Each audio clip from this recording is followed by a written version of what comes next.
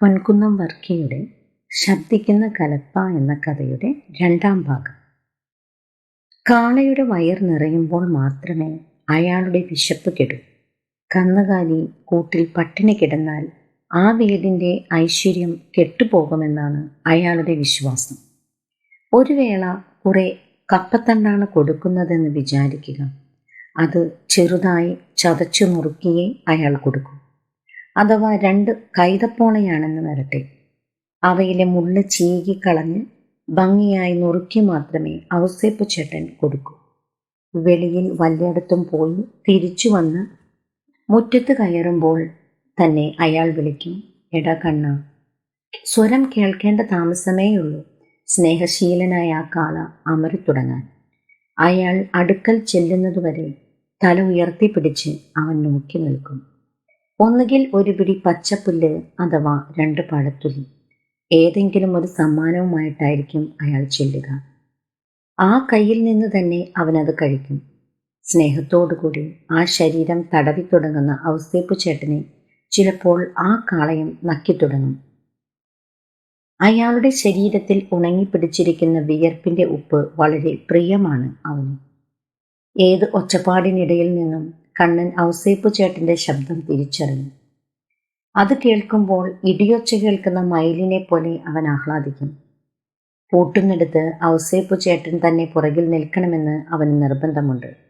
അല്ല, മറ്റു വല്ലവരുമായാൽ ചില കുസൃതികളൊക്കെ അവൻ കാണിച്ചു തുടങ്ങും. അത് നിർത്തണമെങ്കിൽ അയാൾ വിലക്കണം. അരുതടാ, എടാ, അത് നമ്മുടെ കുട്ടപ്പനല്ലേ, നീ അറിയുകയില്ലേ? അയാൾ സന്ധ്യസംഭാഷണം നടത്തും. പൂട്ടുന്നിടത്ത് വാക്കോ വാക്യമോ ഇല്ലാത്ത ഒരു രാഗാലാപമുണ്ട്.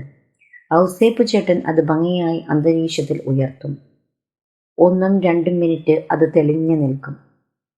പ്രേമഗാനങ്ങളിലോ സമൂഹഗാനങ്ങളിലോ ഒക്കെ കേൾക്കാറുള്ള ഹമ്മിങ്ങിൻ്റെ ഒരു പ്രാകൃത രൂപം, കന്നുകാലി പ്രണവം എന്ന് പറയുന്നതായിരിക്കും കുറെ കൂടെ ശരി. ഔസേപ്പ് ചേട്ടൻ്റെ ഹമ്മിങ് ഉയരുമ്പോൾ ക്ലേശവും നൊമ്പരവും വിയർപ്പും മറന്ന് കണ്ണൻ അതിൽ ലയിക്കും. കഴുത്തിലെ മണിയൊച്ചയും ഇടതടവില്ലാതെ ചെളിയിലേക്ക് താഴുന്ന കുളമ്പുകളും അതിൻ്റെ താളവട്ടം സൂക്ഷിക്കും. ഒരിക്കൽ ഒരു തമാശ ഉണ്ടായി. തുണ്ടത്തിൽ കേളൻ്റെ മകൻ പാച്ചനാണ് അന്ന് കലപ്പ പിടിച്ചിരുന്നത്. ഒരു മുടന്തൻ പനി നിമിത്തം അന്ന് ഔസേപ്പ് ചേട്ടൻ കിടപ്പിലായിരുന്നു. ഔസേപ്പ് ചേട്ടൻ്റെ ഒരേറുകാളയുടെ കുറവുണ്ടായാൽ അന്ന് കേളൻ്റെ കണ്ടം തീരുകയില്ല. അതുകൊണ്ട് എന്തുമാകട്ടെ എന്ന് വിചാരിച്ച് അയാൾ കണ്ണനെയും കൂട്ടുകാരനെയും വിട്ടുകൊടുക്കുകയാണുണ്ടായത്. മറ്റു കാളകളോടൊപ്പം കൂട്ടുകാരനോടുകൂടി കണ്ണനും കണ്ടത്തിലിറങ്ങി.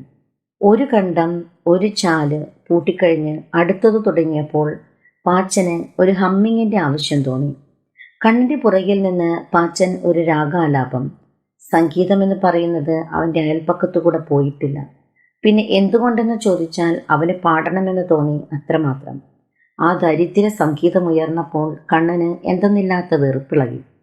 കൂടെ തലവെട്ടിച്ച് അവൻ പ്രതിഷേധം അറിയിച്ചു. പാച്ചൻ കൂട്ടാക്കുന്നില്ല. അവൻ്റെ വിചാരം അത് കേമമാകുന്നുണ്ടെന്നായിരുന്നു. പാട്ടിനെ സംബന്ധിച്ചുള്ളൊരു വാസ്തവം പാടുന്നവർ ആർക്കും തന്നെ തങ്ങളുടെ പാട്ട് മോശമെന്ന് ഉത്തമ